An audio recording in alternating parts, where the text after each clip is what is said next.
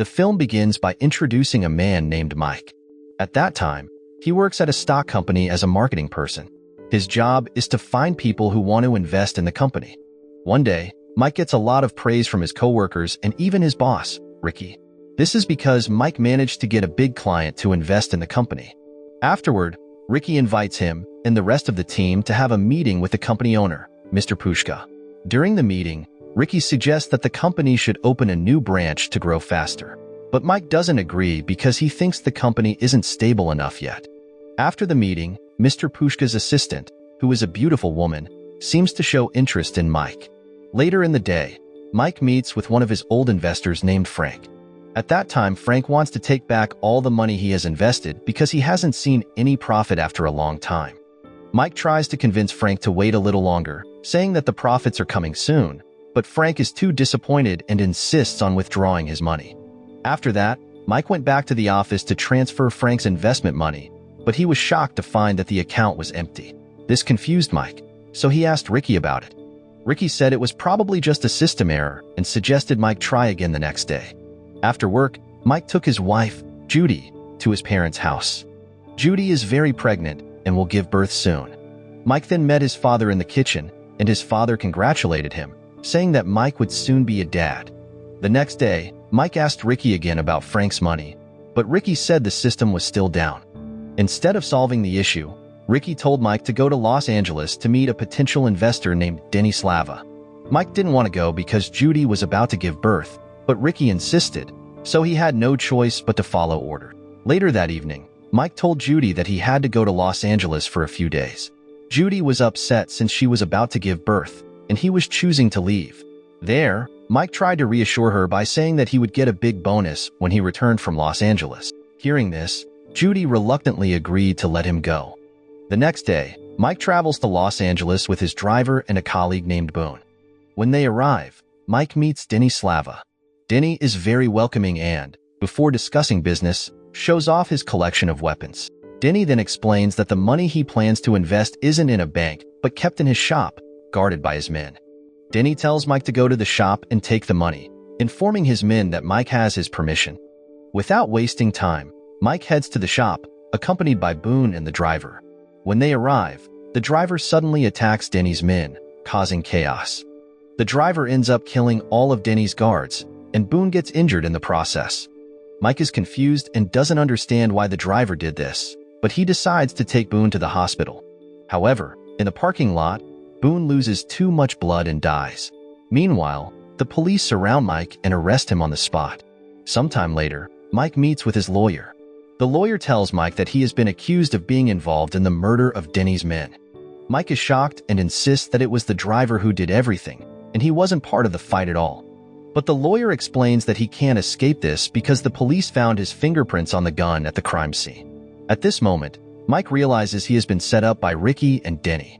He remembers that he touched Denny's gun when Denny showed off his weapon collection at his house.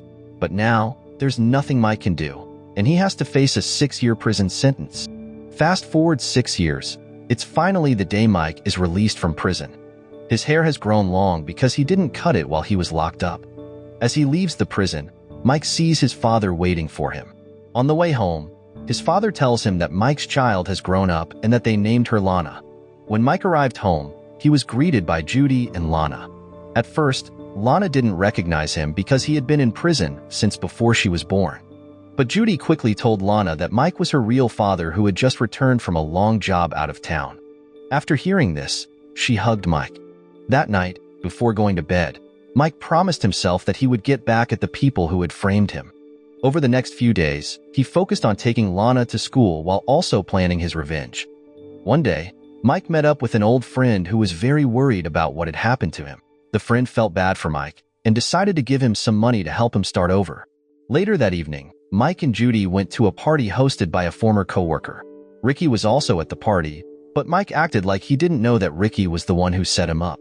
When Mike went to the restroom, he couldn't hold back his anger and felt the urge to confront and kill Ricky.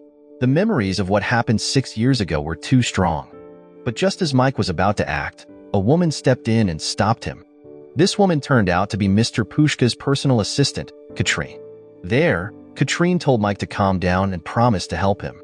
In the end, He decided to trust Katrine and followed her to another room. When Mike followed Katrine, she brought him to meet Mr. Pushka. At that moment, Mr. Pushka offered Mike a new job, which was selling illegal weapons. At first, Mike refused, but when Mr. Pushka mentioned that this job involved working with Denny, he quickly agreed. Mike wanted to get back at Denny, who, along with Ricky, had set him up 6 years ago. When Mike got home, he told Judy about the new job and his plan to take revenge on Denny and Ricky. Judy was worried and begged him not to seek revenge, asking him to forget everything instead.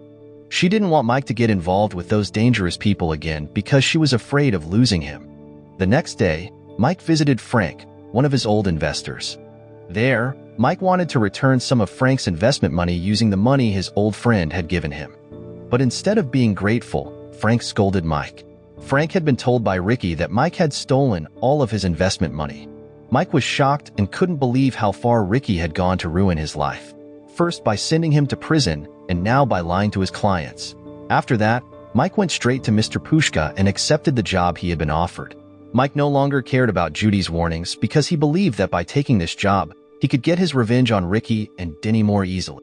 After agreeing to the job, Mike traveled to Texas to visit his old friend, Randy. There, Randy secretly sells illegal weapons while pretending to run a cloth factory. Soon after, Mike asked Randy to partner with him, as he had been assigned by Mr. Pushka to buy and sell weapons. Hearing that, Randy agreed, and they tested some weapons together. Mike then asked Randy to help him transport all the weapons to Los Angeles, promising to pay him extra. Randy agreed, and they set off together. When they arrived in Los Angeles, the weapons deal went smoothly. Mike kept his promise and paid Randy extra. After the transaction, Mike told Randy he could leave since Mike had plans to meet another friend in Los Angeles. After parting ways with Randy, Mike decided to spy on Denny, who also lived in the same city. Unfortunately, Denny's men caught him and took him to a hidden location. There, Denny was waiting for him. Already aware that Mike wanted revenge, Denny warned Mike that seeking revenge wouldn't be easy, especially against powerful people like him. Then, Denny ordered his men to kill Mike. But just as they were about to, Randy showed up and shot Denny, saving Mike. Mike quickly thanked Randy and then decided to return to his hometown. When Mike got back, he told Mr. Pushka that he had killed Denny because Denny and Ricky were the ones who had set him up. However, Mr. Pushka was angry, saying that Mike's actions were none of his concern and that Denny's death would hurt their weapons business. Mr. Pushka then told Mike to leave and never come back. That night, while Mike was at home, he noticed a car parked outside, watching his house.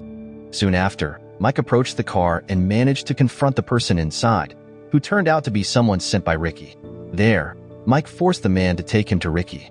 Once they arrived at a parking lot, Mike knocked the man out and then went inside to confront Ricky.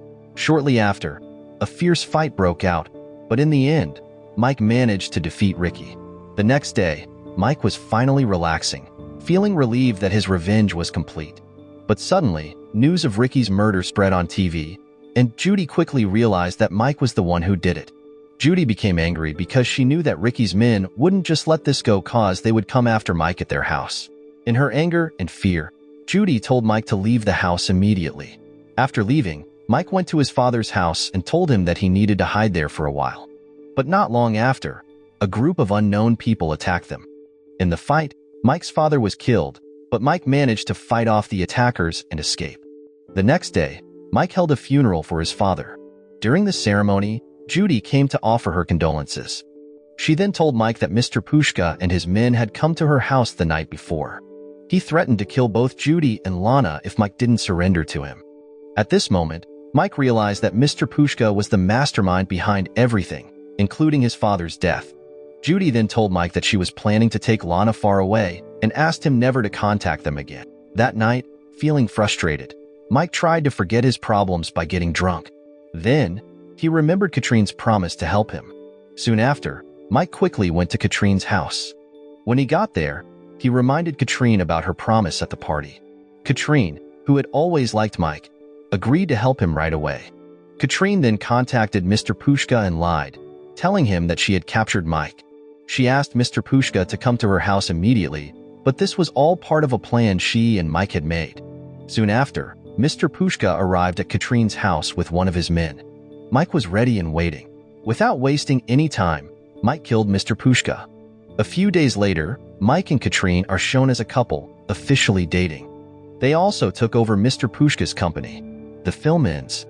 The moral lesson from this film is revenge might get you a new girlfriend and a job, but let's be real, therapy would have been way cheaper and a lot less messy.